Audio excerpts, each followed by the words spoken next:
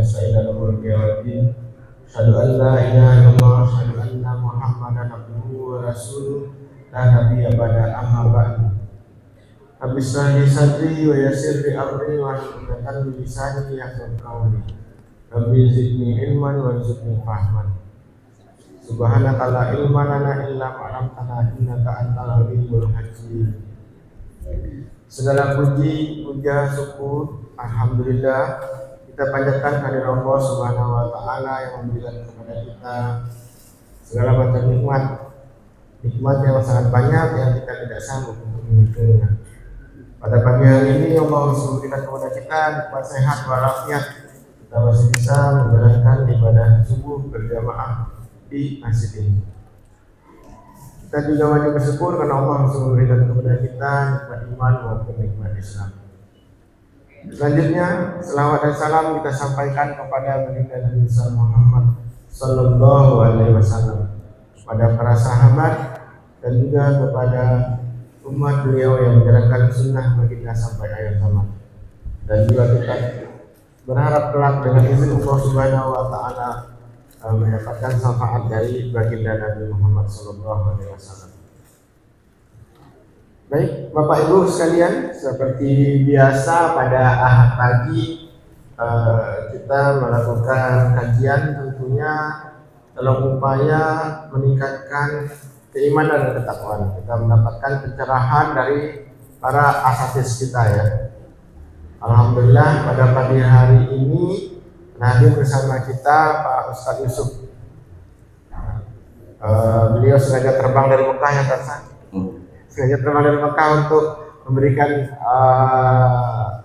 itu kepada kita, tausiah tentunya yang tentunya nanti akan ada yang kita bisa bawa pulang. Sebelum lebih lanjut untuk mendapatkan keberkahan dari Allah Subhanahu Wa Taala, marilah kita bersama-sama membacakan surat Al-Fatihah. Al-Fatihah.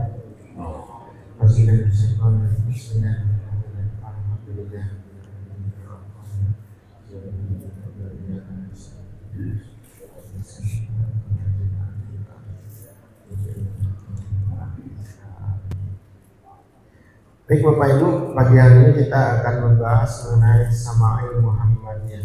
Jadi ini salah satu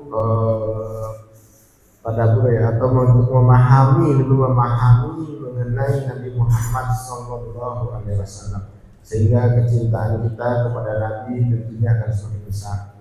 Untuk itu mari kita simak bersama. Nanti kalau ada hal-hal yang Bapak Ibu kurang jelas, ada waktu juga untuk kita diskusi atau tanya jawab kepada Pak Ustadz. Kita persilakan. Terima kasih. Bismillahirrahmanirrahim. Assalamualaikum warahmatullahi wabarakatuh.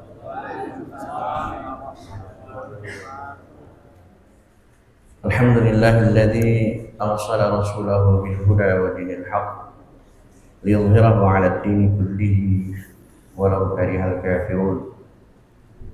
Wassalatu wassalamu ala asyrafil anbiya'i wal mursalin wa ala alihi wa ashabihi wa man tabi'ahum bi ihsanin ila yaumiddin, amma ba'd. Yang saya hormati para sesepuh, bini sepuh, para asatidz, bapak-bapak, ibu-ibu, anak-anak hadirin wal hadirat yang dimuliakan Allah Subhanahu wa taala. Alhamdulillah di kesempatan subuh hari ini Allah Subhanahu wa taala masih memperkenankan kita dengan anugerah hidayah, rahmat dan kasih sayangnya kepada kita, sehingga kita bisa melaksanakan sholat subuh berjamaah di masjid yang kita cintai ini. Juga sekaligus kita melanjutkan dengan taklim subuh rutinitas asar ahad pagi di masjid kita. Salawat dan salam senantiasa kita kirimkan kepada baginda Rasulullah Sallallahu Alaihi Wasallam yang senantiasa menjadi qudwah kita.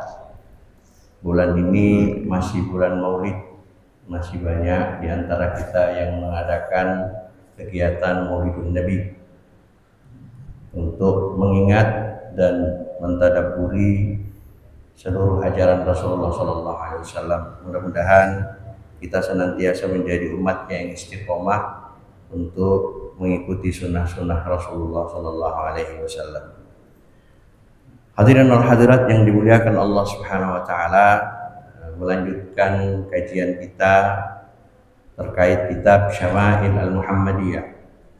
Tadi disampaikan oleh Pak Haji Lutfi bahwa kitab ini menjelaskan tentang keseharian Rasulullah SAW, dan mudah-mudahan apa yang kita dapat dari kitab ini, apa yang bisa saya sampaikan dengan kemampuan saya, bisa menjadi ilmu buat kita semua. Apa yang kita amalkan, kita amalkan. Selanjutnya bab ke-17, serban Rasulullah SAW. Serban seperti yang biasa kita pakai, seperti Pak Hasan pakai itu kan serban ya. Dalam bahasa Arab serban disebut dengan imamah. Jadi bukan imamah ya, bukan hamzah tapi ain, imamah. Kalau imamah berarti kepemimpinan. Kalau imamah berarti serban, yaitu bedanya. Yang secara harfiah berarti segala sesuatu yang menutup kepala. Ada yang mengatakan bahwa penyebutan tersebut karena pada umumnya serban mampu menutup seluruh bahagian kepala. Jadi serban digunakan oleh orang-orang Arab ya, khususnya Jazirah Arabiyah, itu sekaligus menutup kepala juga menutup mulut mereka. Jadi menjadi seperti masker ya, karena mereka dalam perjalanan dagang atau kemanapun di padang pasir itu kan kadang debu pasir itu luar biasa, sehingga serban itu digunakan tidak saja menutup kepala tetapi juga menutup bagian muka termasuk hidung dan mulut. Itu fungsi serban dalam kesehariannya. Kemudian serban sendiri termasuk dalam jenis pakaian yang umum dipakai oleh masyarakat Arab pada zaman itu. Dalam hal ini Nabi SAW pun mengenakan serban karena mengikuti tradisi umum masyarakat Arab pada zaman beliau masih hidup sampai sekarang ya, sampai sekarang. Nah, hukum asal segala jenis pakaian dan perhiasan adalah halal. Hukum asalnya halal. Oleh karenanya setiap orang boleh memakai pakaian dengan model dan aksesoris apapun selama tidak bertentangan dengan aturan-aturan syariah. Jadi hukum asalnya halal ya. Selama tidak ada ketentuan-ketentuan syariah yang mengharamkannya. Rasulullah SAW dalam sebuah hadisnya menyampaikan, haddatsana Muhammad ibn Bashar qala haddatsana Abdurrahman ibn Mahdi an Hammad ibn Salamah wa haddatsana Mahmud bin Ghailan qala haddatsana Waqi' an Hammad ibn Salamah an Abi Zubair. Apa kata beliau? Qala dakhala an-nabiy sallallahu alaihi wasallam Makkah yaumal fathi wa alaihi imamatun sauda. Dari Hammad bin Salamah dan beberapa periwayat hadis termasuk di dalamnya Waqi'. Waqi' ini Abu Sufyan, Waqi' bin Jarrah Ar-Rawasi Al-Kufi. Ini adalah salah seorang guru hadisnya Imam Syafi'i. Waqi' ini suatu ketika didatangi oleh Imam Syafi'i, lalu beliau mengatakan syakautu ila Waqi' su'a hifzi. Aku mendatangi guruku Waqi' karena buruknya hafalanku. Jadi Imam Syafi'i sendiri merasakan buruknya hafalan. Mungkin hafalan Qur'annya bagus, hadisnya mungkin kurang. Jadi beliau datang mengadu karena Waqi' ini salah satu ahli hadis kalangan tabi'in yang sangat dihormati di Kufah saat itu dan meninggal di Mesir. Jadi beliau datang kepada Waqi' menyampaikan su'ahifzi, jeleknya hafalan beliau. Apa kata Waqi'? Farsyadani ila tarkil ma'asi. Beliau mengajarkan aku untuk meninggalkan kemaksiatan. Jadi kalau hafalan kita mau kuat, hafalan anak-anak kita mau kuat, tinggalkan maksiat semaksimal yang kita mampu. Kenapa? Fa innal ilma nur wa nurullahi la yu'ta li'asi. Kenapa? Karena ilmu itu adalah cahaya, dan cahaya itu, ilmu itu adalah cahayanya Allah, dan cahaya Allah itu tidak akan diberikan kepada orang-orang yang melakukan kedurhakaan. Nah, ini pesan Waqi' kepada Imam Syafi'i rahimahullah. Apa yang disampaikan oleh riwayat ini, bahwa dakhalan nabiyyu sallallahu alaihi wasallam Makkah yaumal fathi wa alaihi imamatun sauda. Ketika Nabi sallallahu alaihi wasallam memasuki kota Mekah pada Fathu Mekah, beliau mengenakan serban berwarna hitam. Jadi Nabi juga menggunakan serban warna hitam, jadi tidak selamanya putih ya. Jadi kadang beliau menggunakan serban putih, kadang juga menggunakan serban hitam. Tapi serban hitam itu biasanya kondisional. Pada saat-saat genting, misalnya pada saat peperangan atau ada hal-hal yang mungkin sedang genting di Madinah saat itu, maka beliau menggunakan serban hitam. Nah, pada saat masuk kota Mekah, beliau juga menggunakan imamatun sauda. Apa itu? Serban berwarna hitam. Bapak Ibu yang dirahmati Allah Subhanahu wa taala, dalam pembahasan sebelumnya ketika kita membahas tentang topi besinya Nabi ketika masuk kota Mekah, nah terdapat riwayat menyebutkan bahwa Rasulullah SAW memasuki kota Mekah sedang beliau memakai topi besi yang biasa digunakan oleh para ksatria dalam perang. Jadi Nabi juga menggunakan itu, karena beliau tidak saja sebagai seorang nabi, tapi beliau juga sebagai seorang panglima perang.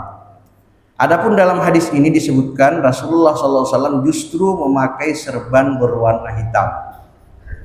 Kedua informasi yang tampak berlawanan ini tidak serta-merta dianggap kontradiktif. Artinya tidak ada dua riwayat bahwa kondisi sebenarnya tidak bertentangan. Di satu sisi Nabi SAW juga menggunakan topi besi, di sisi lain juga menggunakan serban hitam.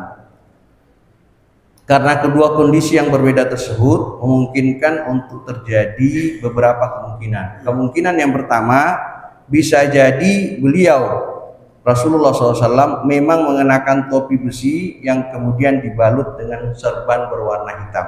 Kan ada kita yang menggunakan topi terus dililit serban. Nah, itu bisa jadi seperti itu.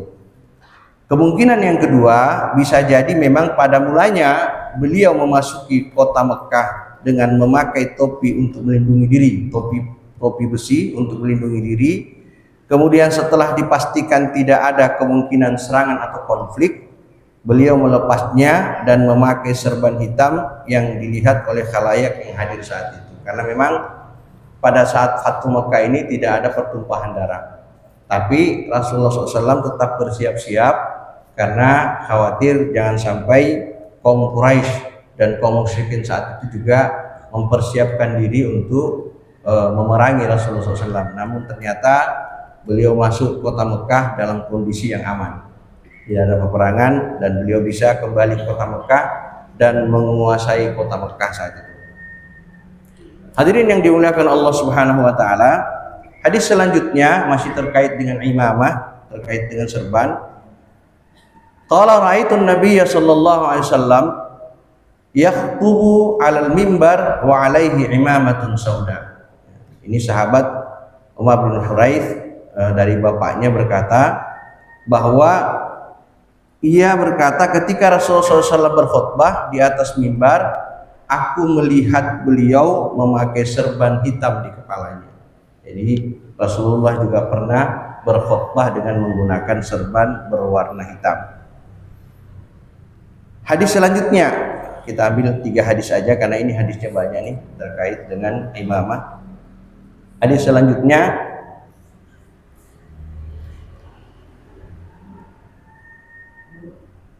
Haddatsana Harun bin Ishaq Al-Hamdani qala haddatsana Yahya bin Muhammad Al-Madani an Abdul Aziz bin Muhammad an Ubaidillah bin Umar an Nafi an Ibnu Umar qala kana an-nabiy sallallahu alaihi wasallam idza atamma sadala imamatahu baina katifai qala Nafi wa kana Ibnu Umar yaf'alu dhalik wa qala Ubaidullah wa ra'aitul Qasim bin Muhammad wa Salima yaf'alani kadzalik.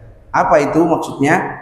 Rasulullah SAW atau Ibnu Umar berkata, Nabi SAW jika memakai serban, beliau menjulurkan ujung serbannya di antara kedua bahunya. Nah, seperti Pak Hasan pakai itu, dia lepas ke bawah serbannya. Jadi di beliau dipakai, jadi kadang ditutup di kepala, kadang beliau letakkan serbannya di menjulurkan kedua ujungnya di sisi pundaknya. Kadang-kadang beliau lipat ke belakang. Jadi kalau dia di atas, dia lipat ke belakang ujungnya. Makanya kalau Bapak Ibu kalau lihat orang Arab pakai serban, itu kan tidak semuanya diikat pakai tali itu, enggak. Kalaupun diikat, biasa mereka ujungnya itu dilempar ke belakang. Jadi dia taruh di belakang. Atau kadang-kadang menjulur ke depan. Jadi itu cara mereka menggunakan serban. Rasulullah sering menggunakan serban itu dilepas ke bawah. Jadi ujung serbannya itu dilepas ke bawah. Dan itu digunakan untuk sholat. Nafi menambahkan, Ibnu Umar juga melakukan hal itu. Ubaidillah berkata, aku melihat Qasim bin Muhammad dan Salim melakukan hal yang sama. Jadi banyak sahabat yang mengikuti cara Rasulullah menggunakan serban. Jadi serban ini memang sering digunakan Rasulullah karena memang satu sangat dibutuhkan saat itu. Juga kadang-kadang juga serban ini kalau di musim dingin itu juga digunakan untuk mengurangi rasa dingin, karena salah satu yang biasa dilakukan orang ketika kedinginan itu bukan sekedar menggunakan kaos kaki atau tangan, tapi menutup kuping. Jadi kalau kuping ditutup itu biasanya dingin juga agak berkurang. Nah, itu bisa dicoba sekalian selain jaket atau menggunakan kaos kaki atau kaos tangan. Nah, ini juga digunakan untuk menutup kepala atau bagian kepala. Hadirin yang dimuliakan Allah Subhanahu wa taala. Selanjutnya terkait dengan menggunakan serban pada saat sholat. Nah, ini memang ada beberapa hadis yang menyampaikan tentang bagaimana kita melaksanakan menggunakan serban pada saat sholat karena mengikuti cara Rasulullah SAW. Maka kemudian tapi ada satu hadisnya, ini mungkin perlu kita pahami bahwa ini hadisnya bukan hadis dari Rasulullah SAW. Ini pendapat beberapa ulama yang sekarang banyak dianggap hadis. Saya sengaja sampaikan ini supaya kita paham bahwa ini bukan hadis langsung dari Rasulullah, tapi ini perkataan ulama yang kemudian memberikan semacam keutamaan bagi orang yang sholat menggunakan serban. Salatun bi'imamatin khairun min 25 salatan bila imamah. Jadi salat dengan memakai serban lebih utama dari 25 kali salat tanpa serban. Nah, sebagian ulama hadis menganggap hadis ini maudhu'. Maudhu' itu artinya palsu. Sehingga ini bukan hadis, tapi ini hanya perkataan sebagian ulama yang kemudian sebagian orang dianggap sebagai hadis. Artinya boleh kita menggunakan serban pada saat sholat karena mungkin mengikuti cara Rasulullah. Di sisi lain juga boleh kita tidak menggunakan serban, tidak menjadi sebuah keharusan. Ya. Baik, selanjutnya izar Rasulullah SAW. Ya, izar itu sarung. Sebenarnya ini kita pernah bahas, tapi saya ulangi supaya kita sedikit memahami tentang pemaknaan izar ini. Hadis Rasulullah SAW, qala haddatsana Ayyub an Humayd bin Hilal an Abi Burdah qala akhrajat ilaina Aisyah isaan mulabbada wa izaran ghalidha faqalat qubida ruhu Rasulillah sallallahu alaihi wasallam fi hadain. Ayyub bercerita kepada kami dari Humayd bin Hilal dari Abu Burdah, ia berkata, Aisyah memperlihatkan kain usang dan sarung yang kumal kepada kami. Kemudian ia berkata, ruh Rasulullah Sallallahu Alaihi Wasallam diangkat dari jasad beliau, sedang saat itu beliau memakai kedua pakaian ini. Jadi Rasulullah menggunakan dua pakaian, al-izar dan rida. Kalau izar itu, nih sarung yang kita pakai, itu namanya izar, bagian bawah. Rida itu penutup badan bagian atas. bukan baju, beda. Jadi kadang Rasulullah menggunakan, kalau bapak ibu menggunakan selimut atau kain ihram, itu nama yang bagian atas itu namanya rida, penutup badan bagian atas. Nah, pada saat Rasulullah sakit, beliau menggunakan dua pakaian ini. Ini bukan berarti bahwa harus pakai pakaian ini, enggak. Ini hanya salah satu kebiasaan Rasulullah menggunakan rida dan izar, ya, pakaian bagian atas dan sarung. Kemudian hadis yang lain, Rasulullah SAW ketika beliau bertemu dengan sahabatnya, qala sami'tu ammati tuhadditsu an ammiha qala baina ana amshi bil madinah idza insanun khalfi yaqul irfa' izarak fa innahu atqa wa abqa fa idza huwa Rasulullah sallallahu alaihi wasallam faqultu ya Rasulullah innama hiya burdatun malha qala ama laka fiyya uswah fa nazartu fa idza izaruhu ila nisfi saqaihi. Suatu ketika saat aku berjalan di kota Madinah, aku mendengar seseorang di belakangku berkata, naikkan sarungmu agar lebih terjaga dan kencang. Ternyata orang itu adalah Rasulullah Sallallahu Alaihi Wasallam. Kemudian aku sampaikan kepada beliau, wahai Rasulullah, sungguh ini hanyalah kain burdah, selendang yang bercorak, selendang yang bermotif. Kemudian beliau bersabda, apa tidak ada tauladan yang pantas engkau ikuti? Lalu aku memandang pada sarung beliau dan aku dapati bahwa sarung beliau dinaikkan sampai sebatas pertengahan betis. Nah, ini jadi persoalan khilafiyah di kalangan kita terkait apa yang kita kenal dengan isbal. Karena isbal ini sebahagian dari saudara kita memahami isbal ini harus dilaksanakan baik dalam sholat maupun di luar sholat. Jadi kalau kata kita sekarang cingkrang, ya. Kalau tidak isbal itu berarti, kalau isbal itu berarti kainnya ada di bawah mata kaki. Kalau tidak isbal berarti dia ada di atas mata kaki. Kita lihat dulu satu hadis baru kita teruskan penjelasannya. Dalam sebuah hadis Rasulullah SAW menyatakan, man jarra thawbahu khuyala lam yanzurillahu ilaihi yaumal qiyamah.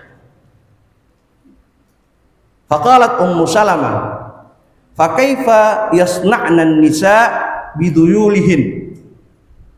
Qala yurkhina shibra. Faqalat idan tankashifu aqdamuhun. Qala fayurkhinahu dira'an la yazidna dhalik atau la yazidna alaihi. Rasulullah bersabda, barang siapa menjulurkan pakaiannya melebihi mata kaki dengan sombong. Nah, ini catatannya. Barang siapa menjulurkan pakaiannya, melebihkan pakaiannya melebihi mata kaki dengan sombong, ini ilahnya, niscaya Allah tidak akan memandangnya pada hari kiamat. Ummu Salamah, salah seorang istri Nabi, bertanya, lalu bagaimana dengan para wanita yang menjulurkan pakaiannya ya Rasulullah? Kata Nabi, mereka boleh menjulurkan sepanjang satu jengkal. Menjulurkan itu maksudnya melewati mata kaki. Wanita boleh menjulurkan pakaiannya satu jengkal dari mata kaki, boleh melakukan isbal. Ummu Salamah berkata, jika demikian maka betis mereka masih akan tersingkap ya Rasulullah. Maka Rasulullah bersabda, jika begitu mereka boleh menjulurkan hingga satu hasta, tidak boleh lebih lagi. Satu hasta itu dari siku sampai telapak tangan. Artinya wanita boleh memanjangkan pakaiannya di bawah mata kaki maksimal satu hasta, maksimal 1 hasta. Berapa 1 hasta itu? Dari siku sampai telapak tangan. Itu boleh dipanjangkan selama tidak dilakukan karena berdasarkan khuyala, kesombongan. Karena dulu bangsa Arab itu, Bapak Ibu, zaman dulu, mungkin juga kita di Indonesia dulu itu, kalau orang mau menunjukkan kelasnya di masyarakat, dia menggunakan pakaian yang panjang, diseret-seret kayak pengantin lah. Wah, itu kan panjang. Nah, Nabi menjelaskan bahwa manjarra saubahu khuyala lam yanzurillahu ilaihi yaumil qiyamah. Barang siapa yang memanjangkan pakaiannya maka dengan sombong, maka Allah tidak akan melihatnya nanti di hari kemudian. Nah, ini yang menjadi persoalan kita hari ini. Tapi ini jangan sampai menjadi persoalan perdebatan yang tidak berujung. Kenapa? Karena persoalan isbal ini khilafiyah. Di dalam sholat, isbal, jumhur ulama bersepakat isbal tidak boleh dilakukan di dalam sholat. Isbal itu sarung kita atau celana yang kita pakai sholat tidak boleh di bawah mata kaki. Batas maksimalnya adalah mata kaki kita, khusus laki-laki. Ini saya tidak bicara ibu-ibu, kita bicara jamaah laki-laki. Jadi pada saat kita sholat, perhatikan Bapak Ibu, perhatikan ulama-ulama kita, baik kalangan NU, Muhammadiyah, ketika mereka pakai sarung, pasti sarungnya itu di atas mata kaki. Coba perhatikan, siapa yang paling sering pakai sarung? Musbaha tuh. Musbaha itu kalau pakai sarung itu pasti di atas mata kaki. Dan itu sepakat ulama. Dan ini pernah dibahas oleh guru kita Ustaz Kamil. Pada saat sholat itu pasti di atas mata kaki. Dan itu sama, jumhur ulama bersepakat bahwa tidak boleh isbal di dalam sholat. Makanya bapak-bapak yang sholat pakai sarung, pakai celana, diusahakan celananya kalau sholat, ini kalau sholat ya Pak, harus maksimal batas mata kaki. Jadi jamaah al-ikhlas tidak ada lagi yang pakai sarung menjulur sampai ke lantai pada saat sholat. Ya Pak ya, diangkat itu sarungnya, dilipat, kan sarung dilipat Pak. Kalau kurang bisa masang sarung, bisa belajar sama Ustaz Ilyas, bagus pakai sarung Ustaz Ilyas sama Pak Dedi itu. Saya lihat Pak Jo juga sarung celananya itu bagus Pak sholatnya. Kan Pak Jo kalau kerja kan sampai mata kaki ya Pak. Tapi kalau sholat di atas mata kaki itu udah benar. Jadi isbal ini kalau dalam sholat tidak boleh dilakukan. Tapi tidak membatalkan sholat, tidak Pak. Hukumnya cuma makruh. Sholatnya sah, tapi hukumnya jadi makruh. Kenapa? Dia melakukan isbal. Jadi saya ulangi, isbal itu adalah menjulurkan sarung atau pakaian yang digunakan sholat di bawah mata kaki. Di luar sholat, nah ini khilafiyah. Di luar sholat ada yang tetap menganggap bahwa tidak boleh isbal di luar sholat, tapi yang lain mengatakan boleh. Kenapa? Dasarnya tidak khuyala, tidak sombong. Kalau didasari kesombongan maka tidak boleh dilakukan. Sama seperti orang yang tidak isbal, orang yang celananya jingkrang tapi didasari oleh kesombongan, merasa paling takwa, itu juga nggak boleh. Seakan-akan orang yang pakai celana panjang sampai melewati mata kaki, dia tidak takwa. Yang paling takwa adalah orang yang tidak melakukan isbal. Ini nggak boleh. Ini saya tidak menunjuk kepada satu kelompok, tidak. Karena teman-teman kita di luar, saudara-saudara kita di luar banyak yang tidak melakukan isbal. Teman-teman kita dari tabligh, mereka tidak isbal. Di mana-mana mereka pakai pakaian tablighnya itu selalu di atas mata kaki. Teman-teman kita yang dari salafi juga sama. Artinya di luar sholat ini yang persoalannya khilafiyah. apakah harus isbal atau tidak? Maka sebagian ulama mengatakan tidak apa-apa isbal selama tidak didasari oleh kesombongan. Tetapi dalam sholat, jumhurul ulama mengatakan tidak boleh isbal di dalam sholat. Ya, jadi nanti kita sekali lagi saya ulangi, jamaah ikhlas, nanti kalau sholat jangan lagi ada sarungnya di bawah mata kaki sampai jalan diseret-seret, diangkat itu sarungnya. Makanya ketika dia sholat ya bagus jalannya, jadi menjadi kita lebih rapi ya. Jadi ini sengaja sampaikan supaya kita tidak lagi berdebat tentang apakah harus tidak isbal atau isbal. Itu istilah dalam agamanya isbal. Isbal itu di bawah mata kaki. Kalau kita sekarang bilang jingkrangnya, celana jingkrang. Sekarang juga ada model celana yang kemudian di ujungnya itu ada karet. Nah, itu juga bagus sebenarnya karena tidak kemudian menjulurkan pakaian kita di bawah mata kaki pada saat kita sholat. Ini sama dengan kasus orang yang rambutnya panjang, Pak. Ya, ini bukan ibu-ibu ya, saya bicara jamaah laki-laki. Orang yang rambutnya panjang itu, Pak, kalau sholat jangan diikat. Dibuka ikatannya. Kan zaman Nabi itu sahabat tuh rambutnya panjang-panjang, Pak. Bahkan Nabi kan rambutnya sampai ke kuping. Itu sahabat tidak mengikat rambutnya, dibuka ikatannya. Kenapa? Nah, kita lihat. Ketika itu ada seorang sahabat namanya Abdullah bin Harith.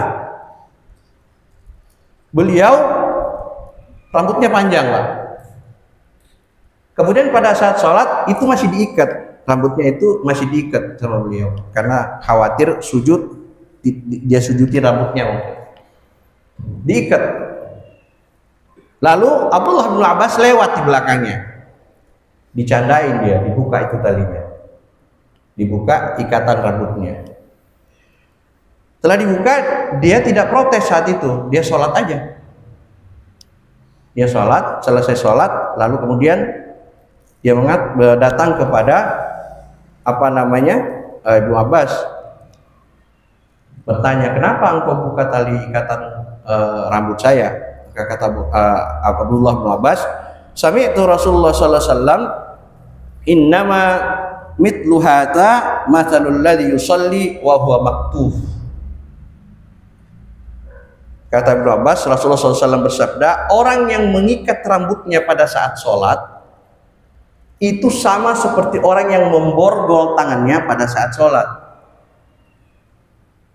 Nah, dijelaskan oleh sahabat yang lain, Imam Nawawi menjelaskan, yang dimaksud oleh maktuf fis sholat, orang yang mengikat rambutnya dalam sholat, itu seperti orang yang maktuf, orang yang dibelenggu, orang yang diborgol, karena Rasulullah menginginkan, Allah menginginkan rambut kita juga sujud seperti tangan kita.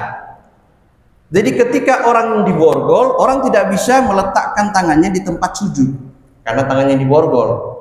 Rambut pun sama seperti itu, dibiarkan menjulur supaya dia juga sujud seperti sujudnya tangan.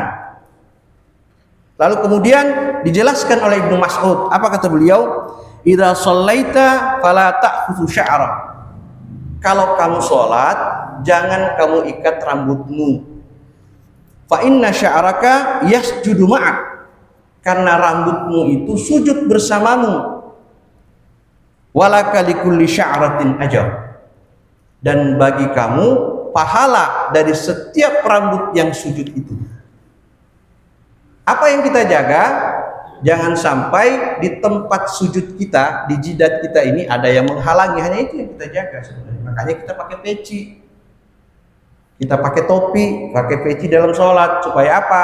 Supaya jidat kita ini tidak terhalangi oleh rambut. Nah, ini mungkin akan dijelaskan lebih dalam lagi oleh guru kita, Ustaz Kamil nantinya. Baik, yang terakhir, Rasulullah Sallallahu Alaihi Wasallam, kita ambil satu tema lagi, gaya berjalan Rasulullah Sallallahu Alaihi Wasallam. Dalam sebuah ayat dalam surah Luqman ada satu firman Allah, ya bunayya innaha intakum mithqala habatin min khardalin fatakun fi sakhratin aw fis samawati wa fil ardi ya'ti biha Allah. Kemudian ada satu kalimat yang menyebutkan waqsid fi mashyika waghdud min sautika. Jadi waqsid fi mashyika itu apa? Sederhanakanlah caramu berjalan. Kenapa? Cara berjalan kita juga bisa menunjukkan kesombongan kita kepada orang lain. Jadi waqsid fi mashyika waghdud min sautik. Inna ankaral aswati la sautul hamir. Nah, al-mash berarti gaya berjalan. Tuntunan Rasulullah SAW dalam berjalan merupakan tuntunan yang sempurna. Sebagaimana tuntunan beliau yang lain. Beliau selalu bersikap pertengahan. Sebagaimana firman Allah, waqsid fi masyik. Sederhanakanlah caramu berjalan. Kita lihat hadisnya. Haddatsana Qutaibah bin Sa'id qala haddatsana Ibnu Lahiyah an Abi Yunus an Abi Hurairah qala wala ra'aitu syai'an ahsana min Rasulillah sallallahu alaihi wasallam ka'anna asy-syamsa tajri fi wajhi wa ma ra'aitu ahadan asra'a fi mishyatihi min Rasulillah sallallahu alaihi wasallam ka'annamal ardu tutwa lahu inna lanujhidu anfusana wa innahu la ghairu muqtarif. Ini kalau baca hadis itu jangan kaget Pak kalau disebut an. Ya. Maksudnya an itu menunjukkan sanad hadisnya. Jadi ini bersambung sampai orang terakhir yang terima. Makanya hadis itu enggak sembarangan sebenarnya. Orang yang ahli di bidang hadis itu luar biasa. Kenapa? Dia menghafal sanad hadis itu. Dia tahu mana yang terputus, mana yang bersambung. Dia tahu mana yang hidup bersamaan, mana yang terpisah. Dia tahu mana murid, mana guru. Itu hebatnya orang belajar hadis. Nah, kalau saya tinggal baca aja. Kalau orang-orang yang ahli hadis itu tahu. Kayak Kiai Ramli itu ahli hadis tuh. Orang Madura kalau misalnya. Wah, itu luar biasa hafalan hadisnya. Karena beliau hafal sanad hadis itu sampai ke sahabat. Jadi orang-orang belajar. Kenapa itu disebutkan? Supaya menunjukkan kepada kita bahwa hadis ini sampai langsung dari Rasulullah SAW. Nah, kita langsung baca terjemahannya. Dari Abu Hurairah radhiyallahu anhu berkata, aku tidak pernah melihat sesuatu yang lebih indah dari Rasulullah SAW. Seakan-akan matahari berpendar pada wajah beliau. Aku tidak pernah melihat seorang pun yang jalannya lebih cepat dari Rasulullah SAW. Seakan-akan bumi dilipat bagi beliau, hingga kami pun merasa kesusahan mengimbangi beliau saat berjalan. Sedang beliau tidak menghiraukannya. Jadi Rasulullah itu kalau jalan agak cepat, Pak. Agak cepat jalannya ya. Kalau kemarin ngelihat Agim datang, nah itu kayak gitu tuh jalannya tuh cepet. Sampai kita teriak pelan-pelan aja jalannya. Ya, emang begitu jalannya beliau. Kecuali ketika dalam suatu tertentu ya beliau berjalan dengan santai. Rasulullah SAW jalannya cepat, jalan cepat. Ya. Nah ini jelaskan Abu Hurairah radhiyallahu anhu berkata, ia tidak pernah melihat sesuatu pun yang lebih indah dari Rasulullah.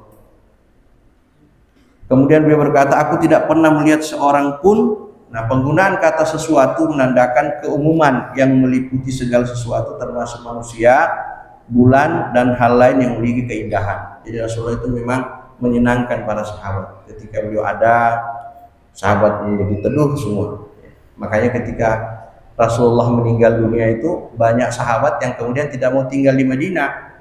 Beliau berpencar, termasuk Ibnu Abbas lari ke Taif, kemudian Bilal lari ke Irak, pergi ke Irak, hijrah ke Irak, karena beliau tidak bisa melupakan kenangan bersama Rasulullah SAW.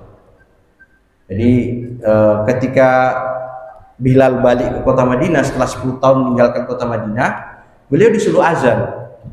Kata beliau, jangan, saya nggak bisa nerusin azannya.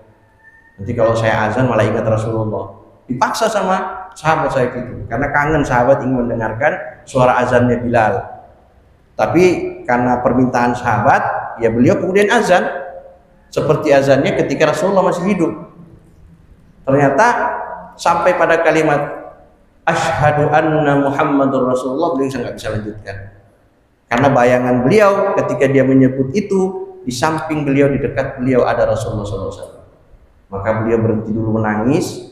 Setelah beliau menangis, lepas tangisannya baru diteruskan azannya sampai selesai.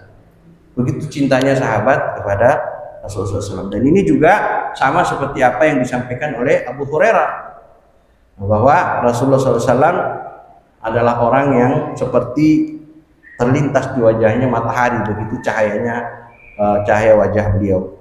Nah, beliau menyampaikan bahwa jalannya Rasulullah SAW itu, dia berkata jika beliau berjalan tidak terlalu cepat dan tidak terlalu lambat, seakan-akan jalanan yang beliau lewati adalah lereng. Nah, ini kalau hadis yang lain itu, hadis dari Abu Hurairah juga. Jadi bahwa ketika Rasulullah berjalan seperti turun dari lereng. Kalau kita turun dari lereng kan nggak bisa itu, Pak. Agak cepat kita jalannya supaya turun. Kemudian qala akhbarani Ibrahim bin Muhammad bin Walad Ali bin Abi Thalib qala kana Ali idza wasafa an-nabi qala kana idza masya taqalla'a ka'annama yanhatu min sabab. Ya, kalau Sayyidina Ali bin Abi Thalib menceritakan dahulu Ali bin Abi Thalib ketika mendeskripsikan Nabi SAW berjalan, beliau berkata, jika beliau berjalan tidak terlalu cepat dan tidak terlalu lambat, seakan-akan jalanan yang beliau lewati adalah lereng. Ya, ini tadi sama seperti yang disampaikan oleh Abu Hurairah. Hadirin yang dimuliakan Allah Subhanahu wa taala,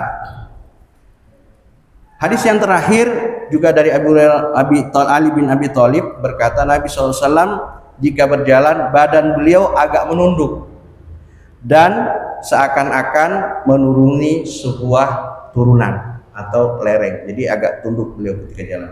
Cuma Rasulullah itu tidak pernah menyeret kakinya, Pak, kalau jalan. Jadi kalau kita kan kayak enggak. Rasulullah itu kakinya diangkat, enggak diseret. Kalau orang yang diseret kakinya itu kesannya malas. Makanya ada satu tradisi ya, nggak tahu di tempat lain. Di kampung saya itu orang tua itu kalau mendengar ada orang jalan, khususnya anaknya ya, jalannya diseret saya itu diomelin, Pak. Kayak orang malas aja. Jadi kakinya diangkat, nggak diseret tendanya. Kalau kita ada yang jalan cet gitu. Nah itu kalau Rasulullah tidak diseret sendiri, tapi diangkat kakinya karena memang beliau berjalannya tidak cepat tapi juga tidak lambat. Nah ini beberapa hadis yang sudah kita bacakan, mudah-mudahan ini menjadi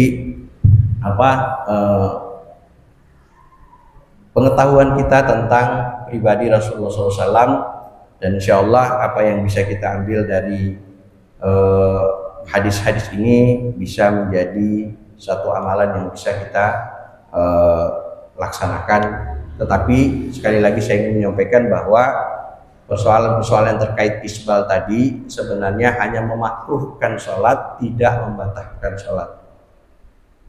Satu. Yang kedua, isbal hanya persoalan khilafiyah ketika di luar sholat. Tapi di dalam sholat, jumhurul ulama bersepakat tidak boleh isbal di dalam sholat. Ya, saya pikir itu saja Bapak Ibu yang dirahmati Allah. Mudah-mudahan kita semua senantiasa mendapat rahmat dari Allah dan hidayah dari Allah Subhanahu wa taala. Mohon maaf bila ada kekurangan. Wabillahi taufiq wal hidayah. Wassalamualaikum warahmatullahi wabarakatuh. Waalaikumsalam warahmatullahi wabarakatuh. Bapak Ibu, demikian tadi telah disampaikan bagaimana beberapa hal terkait dengan keseharian baginda Nabi besar Muhammad Sallallahu Alaihi Wasallam. Tadi juga ada disebutkan barusan mengenai isbal yang salah satunya bahwa jumhur ulama menyatakan bahwa isbal pada saat sholat itu makruh, tidak membatalkan sholat. Jadi baiknya sesuatu yang makruh ya kita hindari lah, itu tidak sulit. Kemudian di luar sholat itu kafiah kegiatan ya. Terus kemudian juga dijelaskan mengenai yang rambutnya panjang. Jadi pada saat sholat itu buat laki-laki ya, yang biasanya diikat, kan pengennya rapi diikat, tapi tidak boleh diikat ya. Kemudian waktu sujud jangan ada rambut yang menutupi jidatnya. Jadi makanya sebaiknya diloknya. Jadi bagi yang panjang rambutnya jadi sulit ya. Nggak boleh diikat, tapi nggak boleh juga menutupi jidatnya.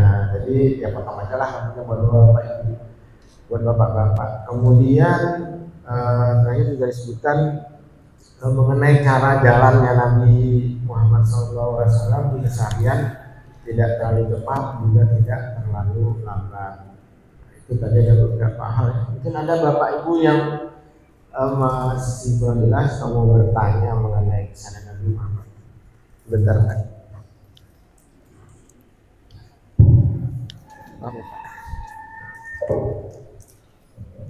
Terima kasih. Assalamualaikum warahmatullahi wabarakatuh. Waalaikumsalam. Untung ada orang baru. Selama Masalah itu patokannya itu di atas mata kaki atau mata kakinya harus kelihatan atau tidak kelihatan. Karena kan ada yang orang Islam tapi dia pakai kaos kaki gitu. Jadi seperti apa itu Pak? Lebih jelasnya. Kalau baik Pak Haji, kalau melihat hadis yang terkait dengan apa namanya isbal tadi, ada sebuah hadis disampaikan Rasulullah SAW. Nah ini saya bacakan hadisnya tadi, saya nggak baca hadis ini. Kalau Rasulullah SAW, akhadha Rasulullah SAW bi'adalah saqi atau saqihi. Jadi saya bacakan artinya, suatu ketika Rasulullah SAW memegang urat betis kakiku. Jadi sahabat Nabi Hudzaifah ibnu Yaman itu kakinya dipegang sama Rasulullah, betisnya dipegang pada saat mau sholat. Kemudian beliau bersabda, inilah batas memakai sarung. Jadi betisnya dipegang Pak, betisnya. Kemudian jika kurang suka di tengah betis, kata Nabi, turunkan lagi di bawahnya sedikit. Ya, turunkan lagi di bawahnya sedikit. Jadi faida abaita fa asfal. Kalau nggak suka turunin lagi. Jadi dari tengah betis itu, kalau ini betis, mana ya? Betis gini ya. Taruhlah ini kaki ya. Betis ini diturunin, kata Nabi, turunin lagi. Turun lagi. Fa'in abaita fa asfal. Fa'in abaita fala haqqa lil izar fil ka'bain. Jadi kalau kamu juga tidak suka Rasul tadi, jika masih kurang berkenan, maka tidak ada hak lagi bagi sarung untuk menjurut melebihi kedua mata kaki. Artinya batasnya mata kaki. Kan tidak boleh melebihi, artinya batasnya sampai mata kaki. Itu dia ketika kita sholat, maka kalau mata kaki kita begini, batasnya sampai sini Pak. Batasnya boleh di atas sedikit atau pas maksimal sampai batas mata kaki. Kalau melihat riwayat hadis ini, itu Pak Jia. Jadi kalau kita mau sholat, maka yang paling aman sebenarnya dinaikkan sedikit di atas mata kaki. Jadi jangan pas-pas banget. Kalau nah siapa ya, Pak Dedi bisa berdiri nggak Pak Dedi? Pak Dedi bisa berdiri nggak Pak? Mohon maaf. Contoh. Pengen lihat sarungnya Pak. Nah, dia kan pakai sarungnya bagus. Sebagai contoh Pak. Nah itu tuh Pak tuh di atas tuh Pak ya. Kurang lebih gitulah kira-kira. Ya kalau terlalu sampai di tengah betis, Pak Dedi juga pasti nggak nyaman sholatnya. Kalau di tengah betis, nyaman nggak sholatnya Pak? Kan nggak enak Pak ya. Kelihatan. Disuruh ke tengah sama Pak Haji. Ya kira-kira seperti itulah Pak, pakai sarungnya ya. Saya pikir jamaah Al-Ikhlas mayoritas sudah seperti itu. Jadi tadi kita nanti tidak lagi karena mohon maaf masih ada beberapa jamaah kita yang masih sholatnya itu sarungnya itu masih di bawah mata kaki, bahkan kadang-kadang nutupin kakinya gitu kan. Nah ini kita jaga. Jadi batasnya itu sampai mata kaki Pak Haji. Di atas sedikit lebih bagus. Kalau di tengah kadang-kadang saya juga risih sebenarnya kalau di tengah betis ya. Ya kalau tadi sarungnya Pak Dedi ya kurang lebih seperti itulah kira-kira. Pak Haji juga sama lah, saya perhatikan kalau jamaah Al-Ikhlas sekarang insya Allah menggunakan sarungnya sudah artinya kalau ada yang mau kursus belajar pakai sarung ajak ke Al-Ikhlas aja. Insya Allah udah bisa semua. Ya, kira-kira itu Pak Haji. Nah terus kemudian yang mengenai kaos kaki Pak. Mengenai kaos kaki. Oh, itu sambungan sarung atau? Oh, kaos kaki maksudnya? Iya, dia pakai kaos kaki gitu. Nah itu gimana kalau pakai kaos kaki sholat? Kalau kaos kaki Pak Haji itu tidak menjadi masalah, yang jadi persoalan kan sarungnya Pak Haji. Nah. jilbabnya itu sudah di atas mata kaki, tapi orang itu pakai kaos kaki. Jadi ada beberapa negara pemahaman itu gimana? Jadi kan seperti Oh iya, persoalan kaos kaki ini memang persoalannya khilafiyah juga Pak Haji. Karena ada yang menganggap yang dipersoalkan itu bukan kaos kakinya, termasuk yang menggunakan apa istilahnya dalam bahasa Arab itu ya, yang sendal kulit Pak Haji. Kan ada sepatu tuh di musim dingin itu dipakai seperti sepatu dari kulit dia lentur memang, tapi bukan kaos kaki. Itu suka dipakai oleh orang-orang yang kondisional ya, situasional. Nah, tapi terkait dengan kaos kaki ini, memang sebahagian ulama mengatakan kalau tidak dalam kondisi darurat dibuka kaos kakinya. Satu. Yang kedua, kalau dalam sholat ada yang mengatakan tidak masalah kalau kaos kaki itu menutupi mata kaki, selama izarnya tidak. Karena yang dimasalahkan ini adalah izarnya, sarungnya atau celana.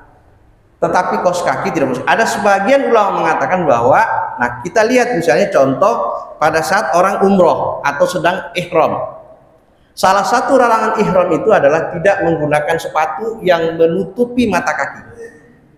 Maka kata Nabi, kalau seseorang itu menggunakan sepatu yang menutupi mata kaki dan dia tidak menemukan sendal, maka dia harus memotong sepatunya sampai mata kakinya terlihat.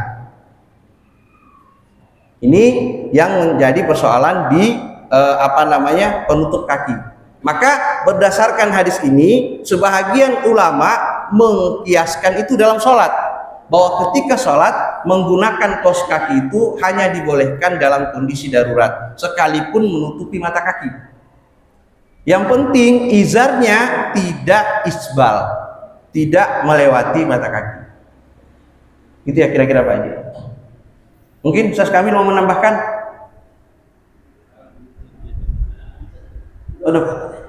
Udah semuanya katanya.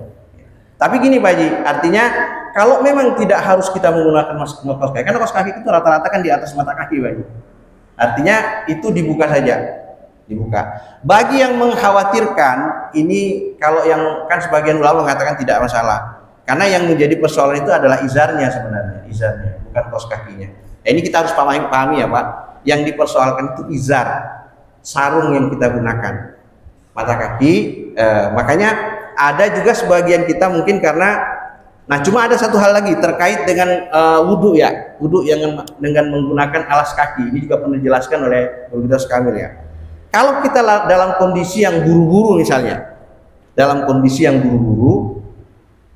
kita tidak sholat di masjid, jangan sampai pakai sepatu masuk masjid Pak. Kita menggunakan sepatu misalnya, kita sholatnya ternyata di jalan, boleh nggak kita sholat pakai sepatu? Boleh, tetapi wudhunya ketika Bapak berwudhu, sepatunya nggak usah dibuka, berwudhu sampai tuntas, sampai kuping. Pada saat sepatu diolesin atasnya Pak, bukan disiram sepatunya, dibasuh sepatunya itu. Dan itu dipakai sholat. Tapi begitu Bapak buka sepatunya, batal wudhunya. Kan ada tuh kadang-kadang yang diproyek, mau sholat sepatunya sayang dibuka, misalnya dibuka juga tempatnya terbatas, akhirnya sholat pakai sepatu misalnya, boleh. Tapi pada saat wudhunya sepatu dibasuh aja atasnya, jangan dicuci sepatunya. Kalau memang bisa buka sepatu, pakai sepatu, kemudian berwudhu sempurna, boleh, nggak ada masalah. Ini kondisinya kalau darurat terpaksa harus pakai sepatu, dibasuh aja atas sepatunya, sholat. Tapi ketika selesai sholat, Bapak buka sepatunya, jadi batal wudhunya. Satu. Yang kedua, sama dengan tayamum.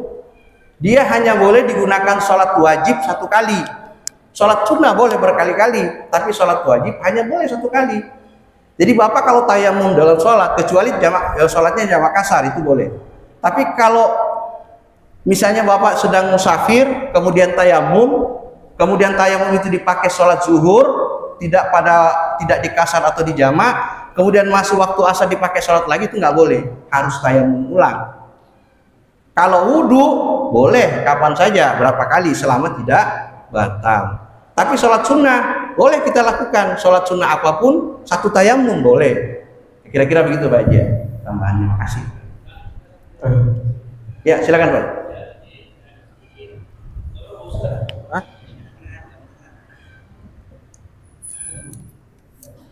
Kasih.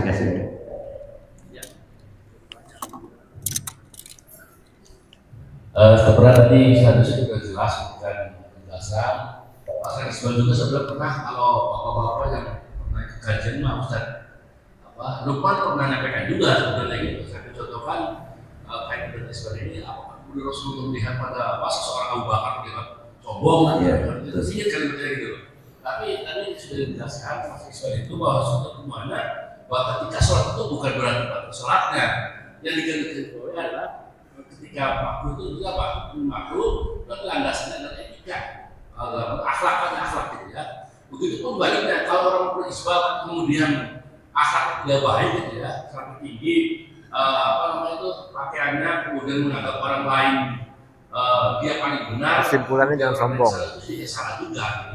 Jadi dalam hal ini ya memahami ibadah itu dan kemudian kita menganggap bahwa perilaku itu paling baik sehingga ibadah itu malah kita itu ya bilang semuanya. Jadi itu masalah sebenarnya ya kita harus hati-hati, tapi juga penekanannya kita harus bisa melihat pada tataran hukum bahwa itu bukan sesuatu yang bersifat salah, hanya pada itu etika yang diterapkan.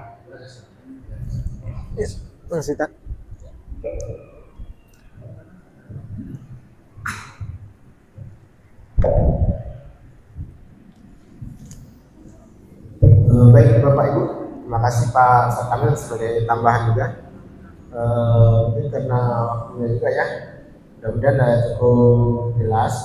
Namun demikian apabila ada yang masih belum jelas atau ada sesuatu hal yang masih ragu atau mau ditanyakan bisa langsung jakri. Ini boleh ya, kalau misalnya ada yang belum jelas lagi.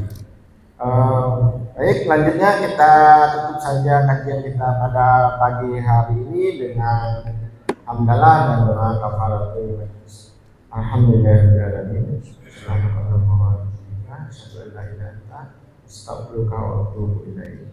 Assalamualaikum warahmatullahi wabarakatuh.